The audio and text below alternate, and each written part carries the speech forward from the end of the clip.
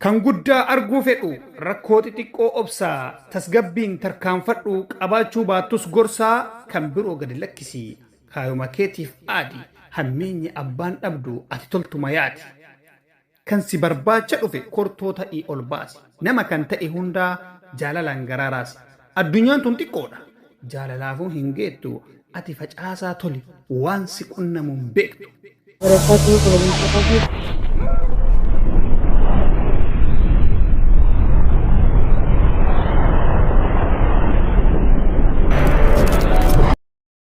daawwattoota koo jiru jirtu akkam jirtan fayyaan keessan jiru jireenya afaan baadaan isiniin jecha baga jiraatanii isaa kana eeganii walumaanuu baga isaa kana eegne har'a waan haaraa isinii qabadhee dhufe wanni haaroon isin qabattee dhufe maanni saada yookiin warqeeshoo jechuu keessan dhootu warqeeshoon hadha wanni haaroon isinii qabattee dhufe jechuudha shabalee orootuu waan duraanillee anaan keessa waliin turre waan itti waliin turre ni beektanii jedheeti yaadaa.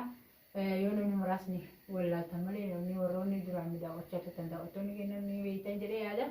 Shabaleen orootuu jechuudha amma waa'ee mucaa kanaa irratti jechuudha waa'ee ana maaliif waa'ee kiyya kana irratti oduu adda addaa dhagahee namni akkanaa himutti hin lolaa hin dallanaa maalidhaa jedhanii naa himanii. Shabaleen orootuu kun jaalala yookiin Abubakarii qabu osoo hin taane ufuma isaatiif ni beektanii gaafa Abubakariin jiru waan inni jedhee duraan janaa ture anas jaalataa Abubakariin gadhiisii viidiyoo san guutuun isin bira jedhee yaada. Isuba ke jala seentanii warroonni argin illee ilaaluu ni dandeettan warqeeshoo jala seentanii jechuudha. Janaa ture anas si fuudha Abubakariin kun badaadhaa siin ta'uu maalidhaa jedhee akka inni janaa ture bakka bashannanaa baadiyyaa hundinni nageessaa ture hin beektan jedheeti yaada. Kanaaf ammoo amma akka nama Abubakarii jajeetitti. Atiin tun jaartii saahiba kiyyaati harreen asii deemee jennaan akkamitti namni biraas janaa akkamitti nama biraas teeruuf deemtaa yaanni ati ooftu kun kamaaliiti jedhee kaloo yookiin kajallanu orootuu namatti haasayaa jiru dhagayaa jira. Anaan ammoo aga silaas bahee waan takkanaan hin jenne amma ammoo har'a guyyaa har'aa kana naa dawwalee sa'aadaa si biraan afaan takkaan badaalee waan badaalee natti hin dubbanne wayillee nan gaafanne jechuudha. Sibiraan dhufuu barbaadaa amata kana guutuu silkii yoo sii dawwalan namarraan kaaftu sibira dhufuu barbaadaa naan jedhee maal gootaa na bira dhufta jedhee gaafadhee jennaaniin dhimma wayii sirraa qabaa dhufuun barbaadaa dhufuu kiyya kana maaliif jibbita naan jennaan hayyee kanaas koottu ahlan sahlan jedheeni akkasii dhufaa jira ammoo barri bira gahuu gahee naan jedhee naa dawwalee jira. Kanaaf ammoo ani beekaatumaan viidiyoo kaameraa dhoofadhee jechuudha viidiyoo isarraa waraabuuf deema yaada isaa. Kanuma waliin dhageenyu ta'a haga dhuma sagantaa hayyaatti ni wajjin turaan affeerraa keessan jedha. Ajaa'iba wallah.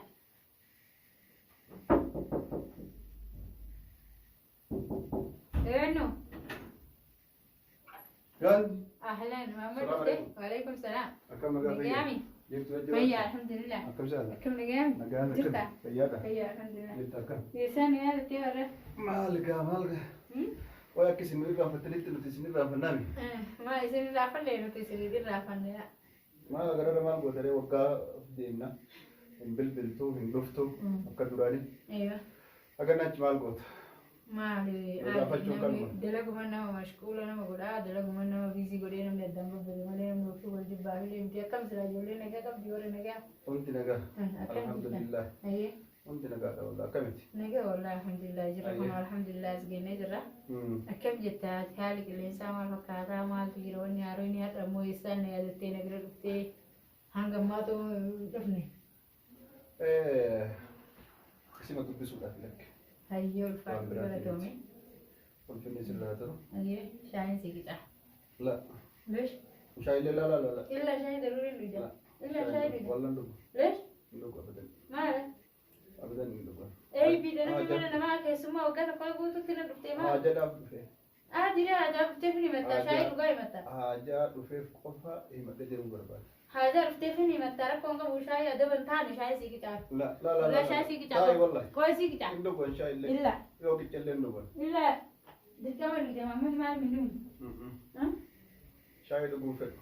Illa ni dhugaa.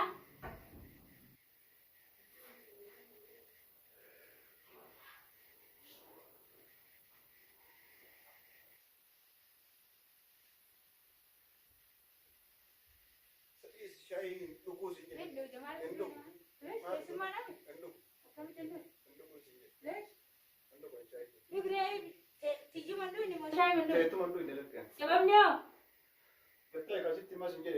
sababni maa inni?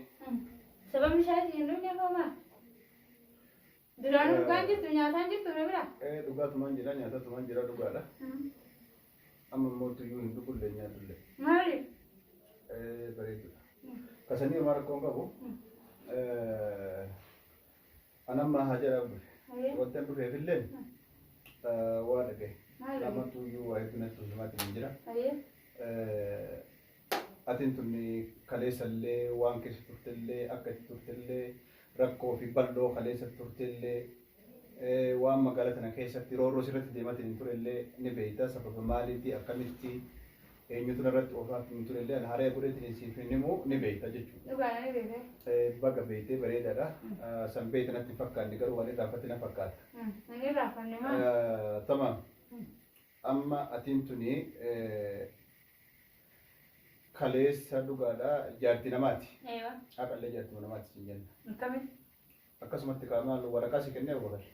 Haa waraqaa naaf kennuu baatire Abubakar wayi nama suruufu jira. Waggaa meeqa Abubakar maali jaartii namaati jechuun akkam? Nama suruufutti yoo hin jiraanne seera shari'aa kamitittuu nikeen isaan irra hin jiru. Ayyee nikeenyi isaa sirra hin jiru.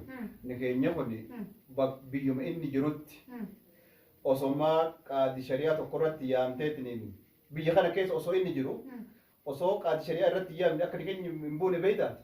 Laa masalan akka ammatti jettu sanitti laa jaartii Abubakar naan jechuu hin dandeettu ture afaan guutte. Jaartii Abubakar si jechuu danda'a afaan guutte. Akkamitti jedhu? Akkamitti naan jedhu? Akkamitti siin jedhu? Inni kun magaalaa tana keessa jira. Nikaaya isaa ofirraa buusuudhaaf iyyannoo qaadi shari'aa biratti gootee yookaan mootummaa bira gootee yoggaa inni kun yaamichi mana mootummaa irraa ta'eef qaadi shari'aa irraa ta'eef yaamicha kana yoo inni didee kutere osoo dideen kun didee kutere maali waliin hin beeknu akkanaaf inni qaadi shari'aa guutuu wal geessine waliin beekna. Dhiyaachuu hin dinne osoo inni as jiru nikeenni godhe jennee hin amanne. Akkasiin. Tamaam. Amma seera shari'aatiin deemne moo seera namaatiin deemne? Biyyaa fi shari'aa kanatu iyyuu ittiin bultooma. Ayiwa. Shari'aa jechuun ittiin bultooma jechuudha. Saa. Afaani malee kun waan biraatii miti. Ayyee. Ammaaf ati waan itti jirtu mee naami maalitti jirta? Waan takkatti hin jiru maalitti jirtu? Ati amma jaartii Abubakar taatee nama biraatitti heeruma jettee mucaan ati fidatteetiin mana keessa kaattu sun kaminni eenyuun? Mucaan mana keessa kaadda astagfirullah alazim afaan malee haasa'aa jirtani. Ijoollee barkumee akkanatti teetteetiin rifeensa ciraaroo rifeensa akkanatti wal dhaabatu teetteetiin foto sun maali? Maaltu waan akkanatti haasa'aa barkumee ta'ee walaa barkumee ta'ee barkumee ta'ee bardiidamee ta'ee ani maaltu raafee? Bari jetiyyaan argee. Maal jabeetiin agar mana kiyyaatti moo? Eessatti agartee mana kiyyaatti? Ay si wajjin as teetteetiin asitti wajjin haasoftu hin dhageenye hin agarre inni wanta keessa. Yoo magar viidiyoo irratti moo? Aadii viidiyoodha mara koo. Akkam viidiyoodha? Aadii viidiyoodha bas namni Bar waan kana qabatamaan dhagee bar aruuza godhatuuf deemtee kunoo akkanatti dhuguma sanii wal jaalatanii wal fuudhuudhaaf deemanii naan jedha. Aadii mara koo qaba nama na jaalatu nama dhugaa na jaalatu nama kaayoo kiyyaaf na ta'uu ta'e jaaladhaa irrallee barullee. Rakkoo qaba. Amma kaleessa gaafa ani si jaaladhaa maal jedhu sanii anaa fi Abubakar harka wal keessaa qabna. Siif Abubakar. Akka ati agartee harakaata biraatti jirtuu fi kana laaluudhaaf malee ani jaartii saahiba kiyyaa ta'a. Jaalachuun. Jaaladhullee jaalala obbolummaa yoo taate. Har'a Abubakar ati deemnaan haasofni akkana bareedaan kun si dhufe. Gaafa sadii osoo inni ala jiru iyyuu fuutee gaafa baadiyyaa nageessitee akkasitti viidiyoon ala jira ala si jira maqaan keetillee gurri keetillee ala jira. Sirri qabu. Akka birra koo qabdi akka ati dhibbatti gaafa sana barbaadaa jirtu. Warri miidiyaa guutuun si argee jira. Daawwattoonni kenna guutuun si beekan. Tamam. Haga ati na kadhattee mimmaana jala booddee sanatti si argaa jiran. Amma immoo maa fakkeessite waan fakkaanne akka nama Abubakarii jajee Abubakar sin galata uffatu. Amma sila aniin dhiiratu iyyuu sagalee waliin fuune ati hadana sagalee narra ol haasakeetu na haasire haasakeetu na haasire maal bakka haasite. Kabaja walii dhabuu fakkaatti. Amma kabaja feetus naa dhabi feetus kabaja naaf qabaadhu homaa rakkoon qabu. Amma waan isin jechuu barbaadu. Harakaata amma oofaatiin hin jirtu kana ni dhaabdamu hin dhaabdu. Gabaaba. Sababni sababa maal nama na jaalatee kaayoo kiyya baruuti nama baaduu jecha lama qofan si gaafachaa jiru jira bar irraa dhaabadda laa irraa hin dhaabaddu irraan dhaabattu tamam bareedaadha garuu وانت تجيك برباد بس ما تدم فولما بريدة كانوا الربودا ركو ما نكنت تدفو اتجاه تمان سي متى سببني معنا سببني سام مالي سبب أما دراسي في ميت أرقم تعرف لك أنا كرمت تندفن مالي بيرجع ما تدوب ما تسوي أسوي نكنا مالي أني تنادي هيا أسوي نكنا مالي أسوي نكنا مو أسوي نكنا وانسلا جروس إنجيل وانسلا جرو ما نانجي تاجي تاي yoo gurbaan sun ka haadha booda as dhufu taate rakkoo mana kanatti galisitu hammalataa afaan oromooti rakkoon ta maalitti gal in argita gaafa Abu Bakar ta dhufee rakkoo galchamo yookiin nama situ akka amma kanatti Abu Bakar dhufee Abu Bakar saahiba kiyya ayya Abu Bakar waan ta'eyyuu quban qabu maalnati waan kiyyuu irraa hin beeku gala jaartii isaa bira jira tamam kanaaf jecha immoo waa'ee Abu Bakar jettanii waan mataa nyaata ati waan malisaati jaartii waan takka isaatiif dur jaartii isaati kanaas waliifne addaan gorree jira wal dadhabne duruu wajjin jiraannee akka namaa takkaa wajji gammannee agarre naaf ayye seera waraqaa walii kennaadha seera wal hiika Alfirraa faksii godhe atillee neerumi inni duraayyuu jaartii qaba an faksii godhe hin goone faksiin osoo inni magaalaa tana keessa jiru Hin jiru osoo yaamichi isaaf hin dhiyaatin dhiyaateef gataa isaa illee dhugin fiigin shaayii kan geelleen dhugu takka jedhe ammaaf atilleen anilleen gurbaan sun akkas hin dhufne siin jedhe atilleen ni dhufaa inni dhufaa naan jettee miire hayyee gaafa inni dhufe san wallaalla maal jechuudha sirbara dhaaduu dhiyeessaa irraa barmaama sirriin jeeraa sun irraa ta'an dhaaduu miti bar ani gaaffii si gaafadhee miire deebi'ee ati naa kennites ni beeyta miire khalaas gaafa inni sun wallaalla siin jedhe ati na gaafattu tuni ati ufiif dhimma keetiif na gaafatamoo an Abu Bakarii jejjee Abu Bakariif waan kan na gaafatu lakki waa lamatu bade ittiin bultoomni keenya ka agartee namoomatis ni cabe innis saahiba kiyya dhugaati kanaafuu saahiba kiyya gaafa sanoo saahibummaa isaa wallaan ta'e wallaan ayyee nama beeka bareechisee hin beeku akkamitti mul'atee irraa saahibummaan isaa akka waan seerri cabeef akkam shari'allee cabsitaniiti waa hundayyuu shari'aan balleessitaniiti tokko ka cabsinu hin jirtu ani ilmi namaa kamuu ilma dhiiraa kamuu ta'e